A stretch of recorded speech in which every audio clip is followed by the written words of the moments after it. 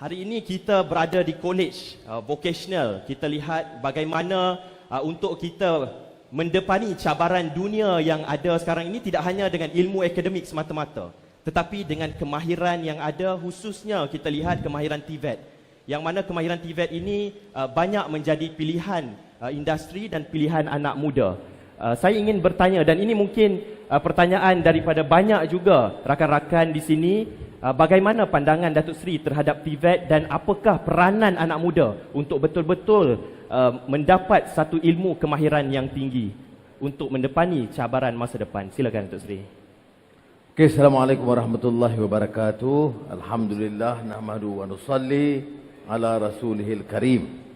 Datuk Taufik dan ramai tetamu kita, Menteri Dalam Negeri ada, Ketua Setiausaha, Ketua Pengarah Pendidikan, Ahli Parlimen Langkawi, Ketua Parti, semua ada ramai yang besar-besar ni. Dan yang penting, saya nak jumpa dengan anak-anak di College Vocational dan juga anak-anak muda Langkawi. Jadi apa yang saya nak bincangkan ini, tak ada protokol sangat, ya, tak ada protokol. Saya kena jalan, aku dah tak nampak kan. Nak ambil gambar cepat. Okey. Tak ada protokol sangat, santai, nak tanya boleh. Ini kenapa? Kerana kita nak suatu budaya baru dalam negara kita. Boleh bercakap, boleh bincang dengan baik, jaga budi pekerti. Yang nampak serius sangat pasal apa? Dari mana? Dari mana? Okey. Dia saya tengok dia nampak macam serius sangat. Dia relax. Kita santai. Baik. Tapi kalau kita tanya di College Vocational, Dr. Taufik tanya sebab TVET. Tapi sebelum cakap TVET itu dia menganggap satu bidang pengkhususan yang sangat penting dalam negara kita. Dan kadang-kadang kalau di rancana dengan baik, diberi latihan yang baik, program TVET itu dianggap sangat mendesak, sangat kritikal dan boleh mengatasi program-program yang ada di universiti-universiti tempatan. Seperti yang berlaku di Jerman. Okey, baik. Saya cakap serius, dia sudah buat macam ni. Okey. Tetapi kita kena tanya dulu satu soalan. Untuk apa kita di sini? Apa matlamat kita? Ilmu, keterampilan dalam satu bidang pengkhususan atau membentuk manusia? Ingat, dalam program pendidikan kita ingat yang penting, yang selalu sejak saya Menteri Pendidikan dulu saya sebut, asas terasnya adalah adabani Rabbi fa ahsana ta'dibi. Itu doa Rasulullah SAW. Kita mesti bentuk manusia yang punya adab, akhlak dan nilai. Itu tak boleh lagi. Jadi kalau bidang tanya saya bidang pendidikan, untuk jadi jurutera, untuk jadi anak muda yang punya kemahiran, termasuk yang disebutkan TVET ini, ya. Tetapi asas dia bentuk manusia. Allah angkat darjat kita ini manusia. Ada beza di antara manusia. Kalau nilainya buruk, negara rusak, harta disakau, ya, kekayaan dibolot oleh satu kalangan, ya. Kemudian masalah-masalah sosial menjadi masalah. Jurang di antara yang maha kaya, yang miskin melebar. Khazanah negara tinggi, tetapi di luar dipinggirkan. Sebab itu saya katakan, nak bentuk manusia kena dengan nilai, dengan akhlak. Kerana Allah angkat darjat manusia ini, walaqad karramna bani Adam. Allah angkat darjat manusia. Apa bedanya manusia dengan haiwan? Nilai dan akhlak dan keyakinannya. Jadi saya nak jelaskan ini sebagai teras saja. Kalau ini difahami, aspek kedua adalah bidang pengkhususan, yaitu di sini disebut bidang Tibet, dan Taufik tahu sejak kita ambil alih pentadbiran, ada yang baik yang dulu kita teruskan, Tibet di antaranya. Tetapi kita lihat Tibet, sekadar kelulusan yang ada sekarang, majoriti 90% dapat pekerjaan. Tapi gaji sekitar RM2,000. Tidak memuaskan. Ya. Alhamdulillah, tapi tidak memuaskan. Sebab itu ada beberapa langkah baru. Sekarang 50 Tibet yang bekerjasama dengan syarikat-syarikat besar. Petronas umpamanya, ambil Tibet, Batu Rakit, Kimanis, Pengerang. Dia ambil alih, train, latih, supaya bidang pengurusan dia tahu. Proton, ambil alih Tibet Pekan. Dia Langkawi sekarang ke Pekan. Ya, ambil alih Tibet Pekan. Kerana latihan yang diberi oleh Proton itu lebih mampu dari segi pengkhususannya. Jadi ini pun kita lakukan. Di yang lain, saya ada minta kerjasama tenaga pengajar bersama dengan Kementerian Pendidikan dan banyak kementerian-kementerian lain. Berapa kita belanja untuk latihan anak-anak dalam bidang Tibet? Ingat, quality vocational. Bukan kecil. 1 tahun 6.7 bilion ringgit untuk Tibet. Apakah memuaskan? Alhamdulillah ada baiknya, tetapi banyak kelemahan yang kita harus perbaiki. Apa beza kita ini dengan sebagai seorang manusia, apatah lagi seorang Muslim, dia mesti always strive for excellence. Namanya Islam. Hebatnya bukan di janggut. Walaupun ada janggut kacak sikit. Hebatnya bukan di pakaian. Hebatnya itu pada keyakinan dan nilainya. Sebab itu saya katakan, perlu ada kesungguhan untuk perbaiki. Kalau hadis Nabi Muhammad SAW dirumuskan, itqan fil amal. Dia mesti strive for excellence. Kalau kita tengok pemindahan Nabi Muhammad SAW dari Makkatul Mukarramah ke Yathrib, kemudian disebut Madinah Al-Munawwarah, apa beda dia? Bukan soal pindah daripada kota Mekah ke kota Madinah, tidak. Dia pindah meninggalkan nilai buruk, meninggalkan rasuah dan penindasan, penghinaan dan pemerasan ke atas manusia, dan membina suatu budaya baru, berfikir dengan baik dan tidak jadi ta'assub, membuta tuli. Orang datang bagi ceramah sekali, kita terus walak, terima semua. Betul tak betul tak kira. Ini masalah kita. Sebab itu kita lihat bila Rasulullah SAW bawa perubahan ini, seolah seorang pemikir semasa, nama dia Allahyarham Ismail Faruqi, asal Palestin, menjadi profesor kemuka di Amerika. Dia kata yang bentuk bukan masyarakat biasa, masyarakat Mekah ganti dengan masyarakat Madinah. Tak. Yang diganti itu, kata dia, community par excellence. Masyarakat yang berminat dan berusaha mencapai kecemerlangan. Itu dia masyarakat Islam Madinah. Itu yang memberikan idea saya tentang Madani.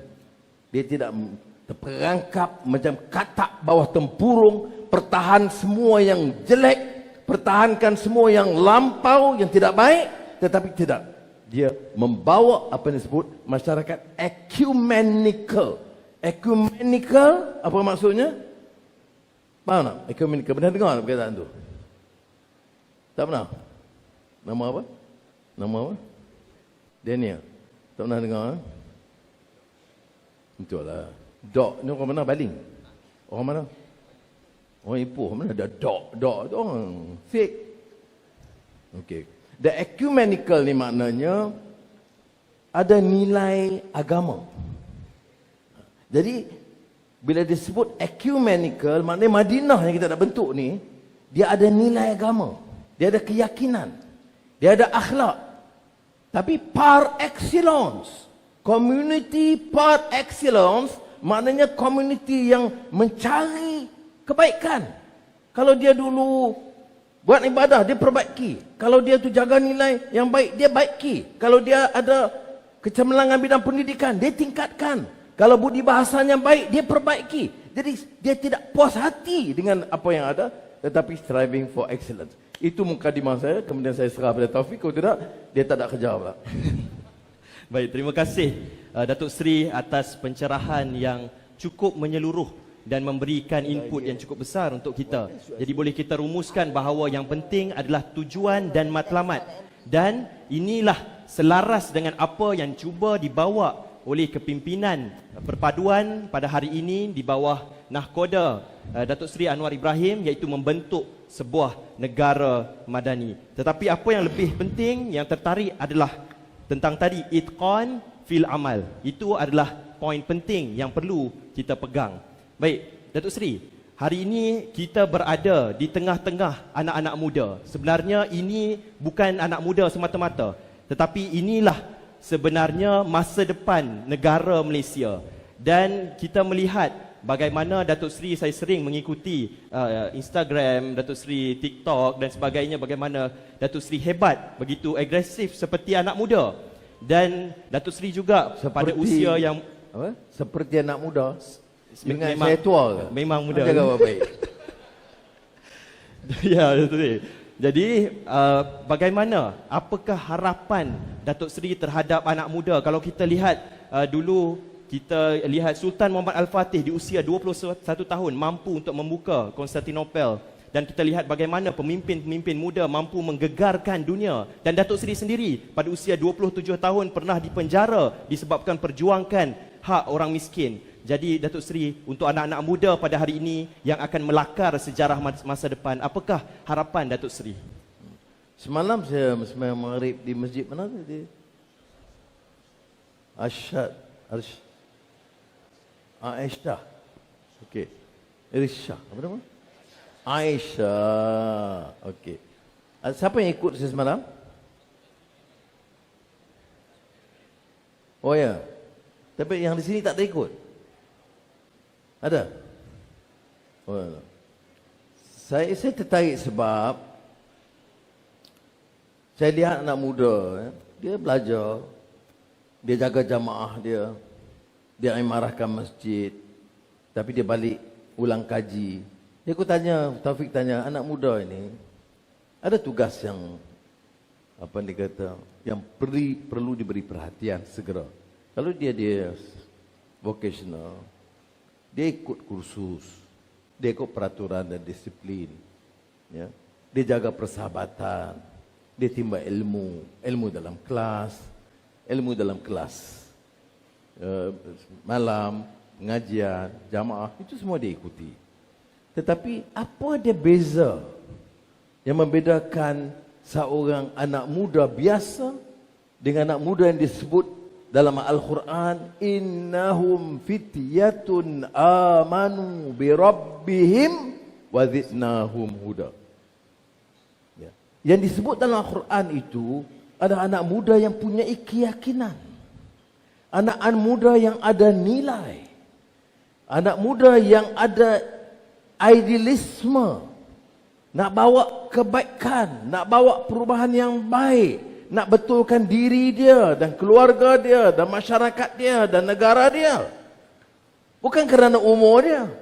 Ada anak muda tapi perangai lebih teruk pada orang tua. Ada orang anak muda tetapi jadi tali barut dan pecakai pertahankan penyelewengan dan penindasan. Apa arti anak muda begitu? Ada anak muda diikut saja seperti macai, tak berfikir. Atau sebagai wala'un. Yang senyum siapa? Jadi sebab itu anak muda, kalau Taufik tentunya seorang tokoh muda yang baik. Tetapi anak muda ni kita nilai dari segi apa? Keyakinan dia. Minat dia nak bawa perubahan. Minat dia nak timba ilmu. Minat dia ada cita-cita nak bawa kebaikan. Itu yang disebut idealism.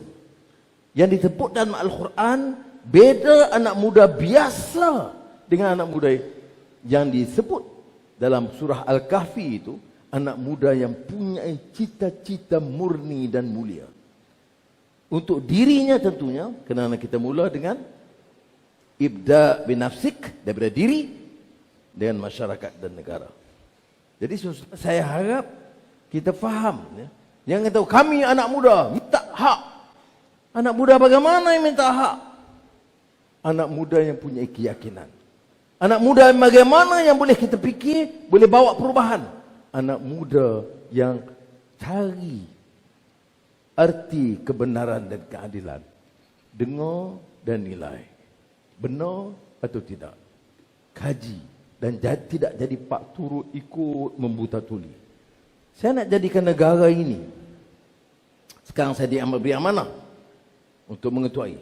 Supaya anak muda itu generasi baru yang boleh berfikir. Boleh menimba ilmu. Boleh menilai dengan baik. Dan tahu apa dia mungkar. Apa dia kezaliman. Apa dia penindasan. Apa dia penipuan. Sama ada orang politik atau profesional. Kita tak peduli. Ngalah kita tak peduli parti mana pun.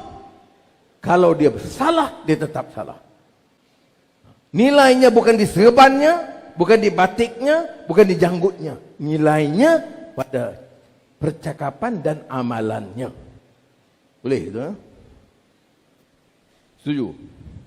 Sebab apa setuju? Sebab apa setuju? You setuju? Boleh? Tak faham yang saya sebut ni? Tak faham? Maknanya kita boleh jadi orang baik ni apa dia? Bukan umur. Dia dah berpeluh dah. Saya belum tanya soalan, dia dah berpeluh dah. Jom. Okey. Ya, maknanya yang saya nak sebut di sini, ya, tentang soalan anak muda, bagi saya sangat penting. Sebab orang kata, kami anak muda. Ya. Anak muda bagaimana? Kalau disiplin kita ikut, ilmu kita tak minat, akhlak pun tak ada, nilai yang baik, yang ma'ruf, yang mungkar, tak ada kita bedakan. Ya. Di antara orang yang merompak dengan orang yang tidak, pun tak boleh kita bedakan. Kita tak melahirkan anak muda begitu. Anak muda kalau kita zaman Rasulullah SAW, Sayyidina Ali bin Abi Talib yang muda itu pun bersama. Ataupun kata Taufik, Muhammad Al-Fatih yang 21 tahun. Tapi anak muda bagaimana? Nilai bagaimana? Semangat bagaimana? Idealism bagaimana? Ini kita pupuk. Senang? Tidak. Dia melalui usaha yang bersungguh-sungguh. Membaca, mendengar, menilai dengan baik. Taufik. Okey.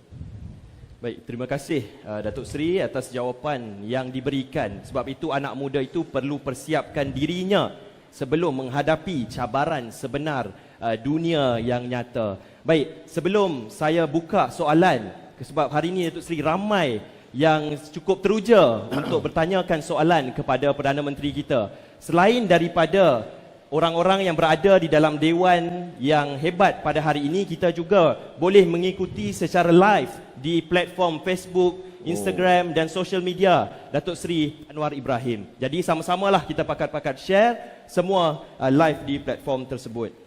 Dan selepas ini soalan saya akan mudah saya jawab, soalan yang susah Menteri Dalam Negeri jawab. Para okay, bersedia Datuk Seri ya. Pasal urusan tangkap orang, dakwa dan tangkap orang tu urusan dia. Sampai masalah dadah, masalah curi, masalah rompak, semua kerja Menteri Dalam Negeri. Jadi soalan yang susah biar dia jawab. Fair kan? Katakan betul, setuju tak? Ni Saifuddin ambil nama dia, dia setuju tu. Okey, baik. Siapa yang berminat untuk bertanya soalan, kita ada sediakan mikrofon di sebelah sini, boleh beratur di sini dan saya akan bagi ruang dan peluang untuk bertanyakan soalan. Boleh sambil beratur. Sebelum tu Datuk Seri, satu last soalan daripada saya. Kita tengok Datuk Seri, kita dah mengimplementasikan undi 18 ni sejak beberapa tahun yang lalu, dan PRU 15 kita telah pun, undi 18 ini telah pun diimplementasi. Tapi Datuk Seri, saya rasa belum ada satu pengisian jati diri anak muda itu sendiri. Ketika dia memilih, dia mungkin pangkah dengan sewenang-wenangnya sahaja. Padahal pangkah itu adalah pangkah masa depan mereka. Jadi Datuk Seri, apa pandangan Datuk Seri, bagaimanakah program-program oleh pihak kerajaan yang mungkin boleh memantapkan lagi sahsiah diri anak muda seperti School of Democratic dan School of Politics? Ini soalan penting. Dalam apa juga tindakan kita ambil, ya, dalam apa juga, termasuk dalam menggunakan kuasa politik, ya. Macam nak pilih, sore-sore jadi kerja, nak kerja apa? Pilih, takkan orang saya nak jadi engineer. Dia fikir apa dia engineering. Saya nak kerja di Motorola. Kerja macam mana, gaji macam mana, ada layanan baik atau tidak. Semua dipikirkan, kan? Macam tu juga kalau hak dalam memilih. Mengundi. Oh tak, kalau sokong Anwar, dia akan sokong LGBT. Dia sokong Anwar, China akan berkuasa. Ini tak betul. Ini jadi masalahnya, ya. Maknanya kita tertipu dengan propaganda politik. Ya. Kalau sokong masa itulah kempen, sokong Anwar, habis Islam akan dibenamkan. Mana kita tak betul ke? Siapa cakap? Palebay itu cakap. Dia mewakili parti mana? Apa alasan dia? Apa hujah dia? Sebab itu saya kata anak-anak mesti dilatih untuk berfikir. Macam sekarang isu Allah. Masya Allah. Semalam saya jawab di parlimen. Kerajaan sekarang telah mengkhianati Allah. Dan orang bukan Islam boleh. Siapa kata? Dia tak rayu ke kes mahkamah. Saya jawab, saya rujuk kepada Yang di-Pertuan Agong. Keputusan Majlis Raja-Raja Melayu.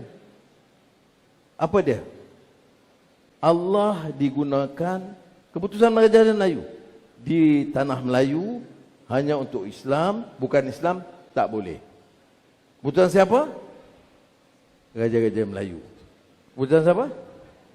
Keputusan siapa? Rakyat Melayu. Raja Melayu, baik. Okey. Jadi bila ada rayuan ke Sarawak, kes Lili ini, Sarawak, apa kata Raja-Raja Melayu? Sarawak dan Sabah diberi kelonggaran. Ya. Kelonggaran, maknanya boleh nak guna Allah. Hanya Sabah Sarawak dengan syarat-syarat tertentu. Jadi bila kita nak rayu kes tu yang dah kalah dah, Peguam negara kata, tak payahlah rayu, kita ikut raja-raja. Dan raja-raja kata boleh. Keputusan raja-raja yang kita terima. Baik. Yang tu pendidikan UMNO je sekarang kan. Baik. Tetapi apa yang dikatakan oleh mereka? Anwar ini telah langgar, khianati, merosakkan kita. Kan tak betul. Ini sebagai saya bagi contoh bagaimana sengaja dikelirukan. Ya. Padahal apa keputusan Jemaah Menteri yang saya pengurusikan? Jemaah Menteri mengatakan kita tetap dengan pendirian yang selama ini yang dibuat oleh Majlis Raja-Raja Melayu, iaitu Allah tidak boleh digunakan di Semenanjung oleh bukan Islam, tetapi diberi kelonggaran di Sabah dan Sarawak. Tapi bila cakap di luar, lain. Sebab tu kadang-kadang sudah boleh dengar. Saya tak kata jangan dengar orang bercakap di luar. Tapi tengok jawapan kita di parlimen. Kemudian nilai. Kalau otak tu banyak selut, dia tak boleh nilai. Kalau otak tu boleh ada ruang berfikir, dia boleh nilai. Ini saya ingat sangat penting dalam kita memutuskan. Apa dia perubahannya? Ya. Saudara, minggu lalu kita ada seorang ulama besar yang di Seri Perdana, rumah rasmi Perdana Menteri itu, ya, tiap minggu kita bawa majlis-majlis ilmu, majlis zikir, ya, untuk menyampaikan pandangan. Minggu lalu Mufti Mustafa Ismail Mink daripada Zimbabwe yang cukup terkenal. Kalau sesekali ikut kadang-kadang dia punya TikTok dia berjuta-juta social media. Esok, lusa, hari Jumaat malam, kita bawa Mufti Mesir, Ali Jummah. Tetapi, yang di propaganda di luar, di fitnah, kita ni langsung tak peduli dengan pandangan ulama dan sebagainya. Sebab itu saudara kena fikir. Jangan ikut sentimen saja. Ikut fakta dan kebenaran. Jadi bila kita nak pilih, gunakan hak, guna hak dengan baik. Ya. Jadi jangan salah faham mengatakan, oh, kita tidak boleh bincang soal politik. Kita boleh bincang. Umpamanya ada arahan dari Raja-Raja Melayu baru-baru ini. Tidak mengizinkan mengajar di masjid tanpa tauliah. Saya diserang. Keputusan itu bukan keputusan saya. Keputusan siapa? Raja-raja. Raja-raja Melayu yang menjadi ketua agama buat keputusan. Tak izin. Boleh tak? Boleh. Dengan syarat ada tauliah.